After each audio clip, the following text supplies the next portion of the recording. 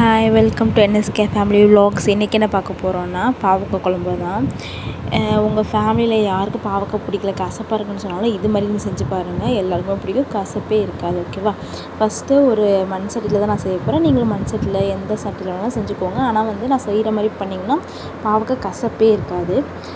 இப்போ அந்த மண் சட்டியில் நல்லா நிறைய எண்ணெய் விட்டுட்டு ஒரு 2 ஸ்பூன் அளவுக்கு வெந்தயம் போட்டு நல்லா வதங்கினதுக்கப்புறம் ஒரு கைப்பிடி அளவு கருவேப்பிலை போட்டுக்கோங்க.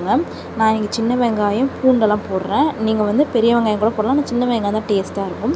ஸோ அதனால் நான் சின்ன வெங்காயம் ஒரு 10-15 பல் பூண்டு எடுத்துக்கிட்டு அதை நல்லா வதக்கி விட்டுட்டே இருந்தீங்கன்னா நல்லா அது கண்ணாடி பதத்துக்கு வரும் வெங்காயம். அது மாதிரி வரணும்.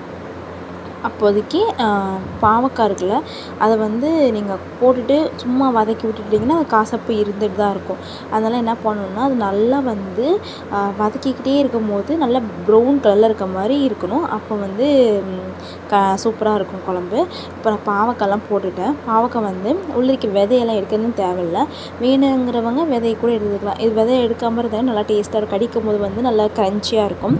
ஸோ அதனால் நான் விதையெல்லாம் எடுக்க மாட்டேன். பாவக்காவை போட்டுட்டு நல்லா ரோஸ்ட் பண்ணிகிட்டே இருக்கும், அந்த ஃப்ரை பண்ணிகிட்டே இருக்கும், வதக்கிட்டே இருங்க. வதக்கிக்கிட்டே இருக்கும்போது கொஞ்சம் உப்பு போட்டு வதக்குனிங்கன்னா இன்னும் கொஞ்சம் சீக்கிரமாக வதங்கிடும். நல்லா வதக்கி விட்டுட்டே இருக்கணும். கொஞ்ச நேரம் கழிச்சுட்டு நான் இன்றைக்கி ஒரு தக்காளி தான் எடுத்திருக்கேன்.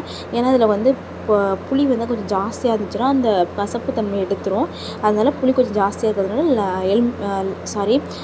டொமேட்டோ நான் கம்மி பண்ணிவிட்டு ஒரு தக்காளி மட்டும் தான் போட்டிருக்கேன். இப்போ தக்காளியையும் போட்டுட்டு நல்லா வதக்கி விட்டுட்டே இருந்தீங்கன்னா அந்த எண்ணெய் நல்லா பிரிஞ்சு வரும். அந்த பாவக்காய்லாம் டிஃப்ரெண்ட்டாக இருக்கும், கலரே டிஃபர் ஆகிடும். பார்த்திங்களா, போடும்போது பாவக்காய் நிறையா இருந்தது. இப்போ பார்த்திங்கன்னா நல்லா வதங்கிட்டு அந்த கலர்லாம் ரொம்ப ட்ரையான மாதிரி இருக்குது.